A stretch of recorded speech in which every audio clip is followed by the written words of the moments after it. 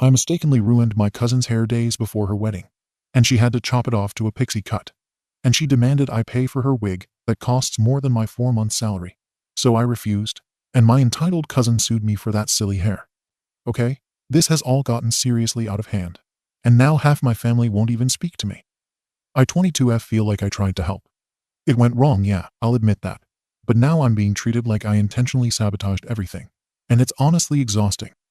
I need to know if I'm genuinely the A here, or if this is one of those no good deed goes unpunished type situations. So my cousin Macy 28F is getting married in 2 months. We're not super close in the talk everyday way, but we've always been good. I used to braid her hair when we were kids, and I've recently started training to be a hairdresser.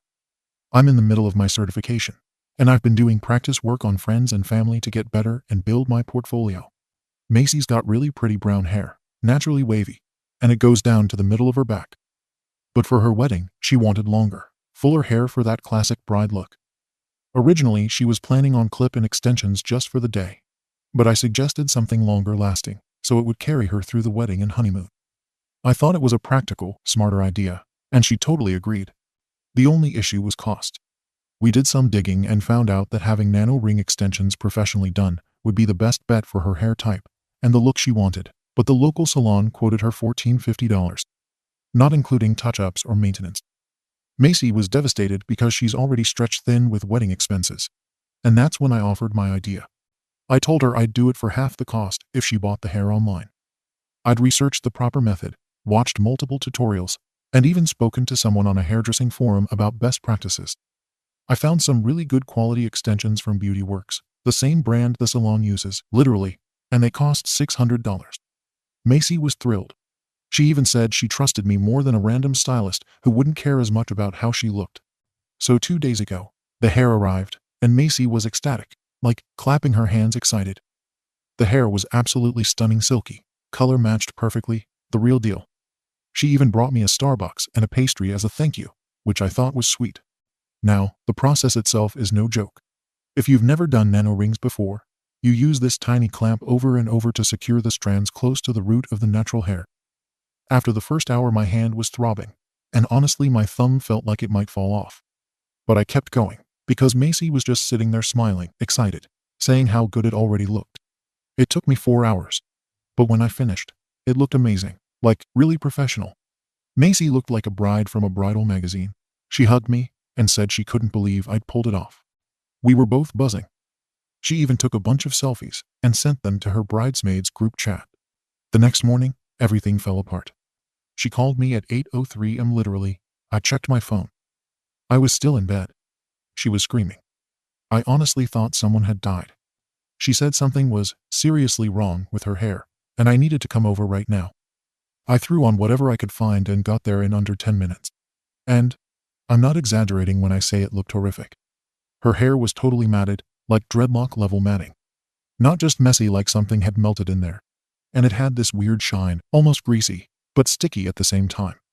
Like if someone dumped syrup and Vaseline in her scalp. I immediately asked her what she'd done, because it had looked perfect when she left my place. She swore she hadn't touched it, except to tie it up for sleep. Which, honestly, was hard to believe. I was still trying to stay calm at that point. I grabbed a wide tooth comb and sat her down to start gently working through it.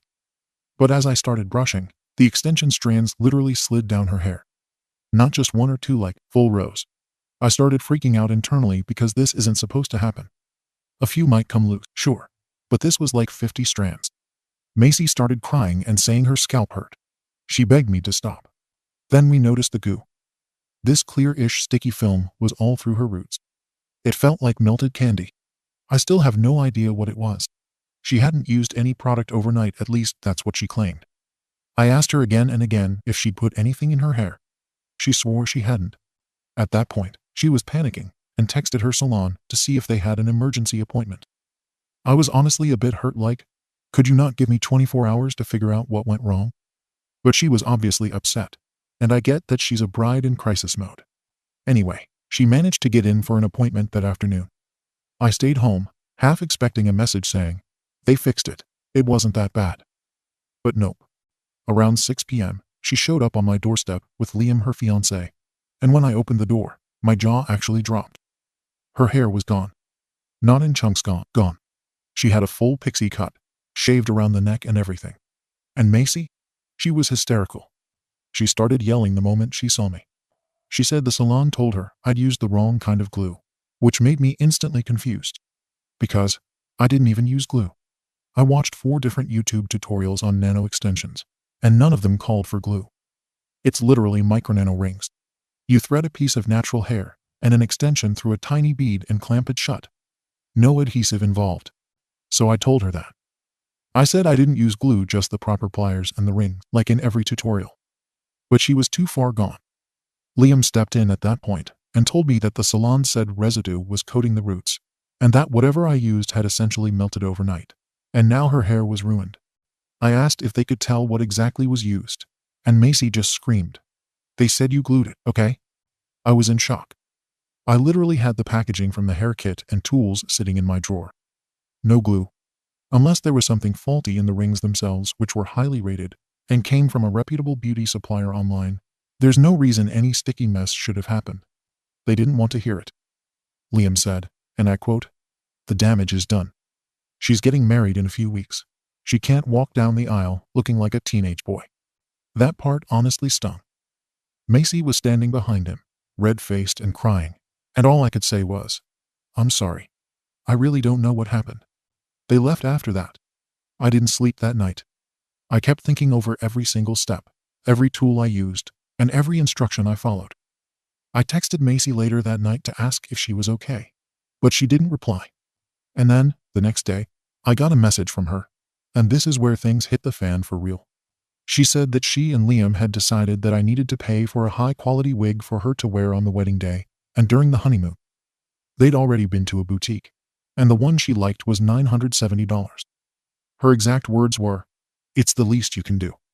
I sat on that message for hours. I didn't respond right away. I felt sick to my stomach. Because yes, her hair is a disaster now, and I feel awful. I'd never hurt her intentionally. But this wasn't some back alley attempt. I followed the same steps the salon would have, just without the $1,450 price tag. And now she wants me to cough up nearly $1,000 more. I told my mom, and even she was like, "Wait, what? That's not fair."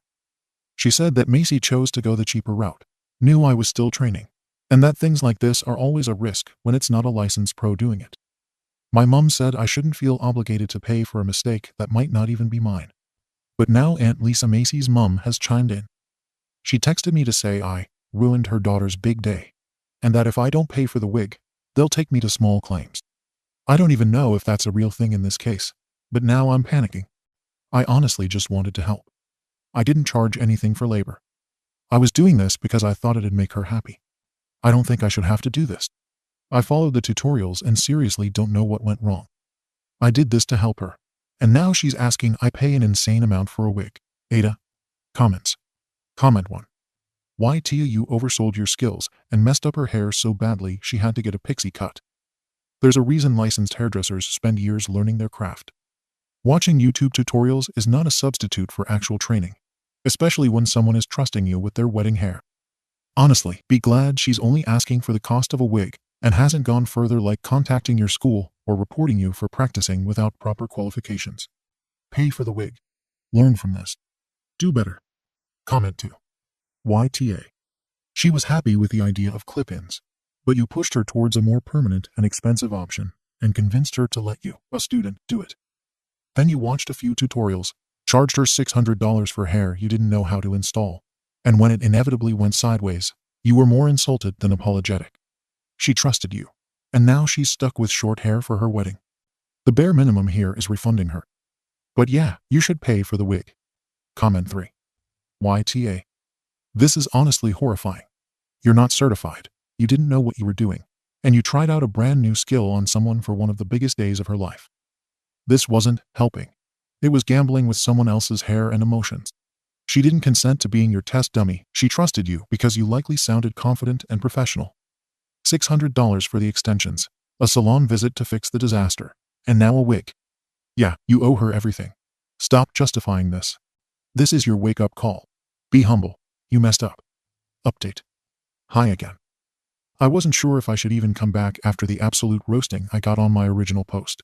But a few people messaged asking what happened after the wig situation, and honestly, I need to get this off my chest because it's been eating me alive. So, yeah, after I posted, the comments poured in, and most of them were brutal. I get it. I was really emotional and defensive when I wrote that first post, and I probably came across as way more concerned about clearing my name than what Macy was going through. I didn't respond to a lot of people because the pile-on made me feel sick, and even though I knew I messed up somewhere, it felt like no one gave me even an inch of understanding. It was all, "You're a fraud. You deserve to be expelled," and "Pay up, you absolute failure." And it hurt. It hurt because, at the core of it, I really was trying to help. That wasn't me lying. I wasn't trying to cut corners and make a quick buck. I genuinely believed I could do it. Maybe that was naive, but I never went into this thinking I'd ruin my cousin's hair. I thought I was saving her money. I thought I was building experience. Instead, she's taking me to small claims court. Yep. The letter came through about a week ago. Macy and Liam are suing me for $970 for the wig, $145 for the emergency salon removal, $600 refund for the extensions, and wait for it, emotional distress and cosmetic trauma at $800. Total, $2,515. I haven't even earned that much in the last 4 months. I'm still in training, working evenings at a cafe to help with rent, and doing free hair on the side for experience. I'm 22. I don't have that kind of money. I'm barely scraping by, and this has me absolutely sick. I know what everyone's going to say. Actions have consequences. Believe me, I'm aware. I haven't touched a single hair extension since that day. I couldn't even bring myself to open my beauty tools case last week when my class started practicing on real models. I've been hiding in the back doing theory modules. But here's the part I need people to really understand, because it's been bothering me since all this started. I didn't use glue. I swear on everything I didn't use glue. I bought nano ring extension tools, rings, and the plier applicators from a recommended beauty wholesaler. I watched 3 30-minute tutorials from certified stylists. I followed every step to the letter. And if something weird happened with the product that caused that goo, I genuinely believe it came from either faulty rings or a reaction to her shampoo or product buildup, or something she did afterwards. I asked her if she put anything in it. She said no. But that goo wasn't from the rings I used. I used metal, not keratin, not tape, not bonds. I don't even own hair glue. The tutorials were very clear about that. Everyone says I should have known better. Maybe I should have. But I wasn't working alone in a garage at midnight. I was operating on the information I had, using tools that hundreds of stylists use, and with full transparency about my level of experience. Macy knew I was in training. She knew this wasn't a professional salon.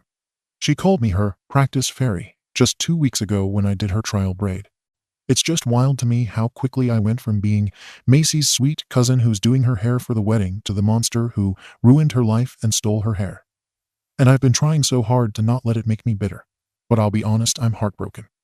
My own family won't even look at me at Sunday dinners anymore.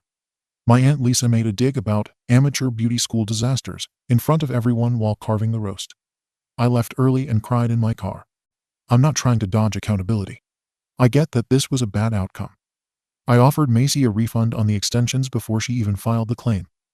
But Liam told me, it's not about the money, it's about the damage, and then filed for money anyway. That's when I stopped trying to fix things and started trying to protect myself.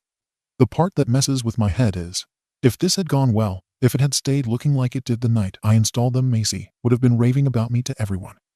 She'd have walked down the aisle glowing, with people asking who did her hair, and I would have been proud. That's the part I can't stop thinking about. Anyway, I've filed a response through the local court portal, and I'm working on gathering screenshots, receipts, and tool documentation to prove I didn't use glue. I've also contacted the supplier about a possible defect or residue in the nano rings.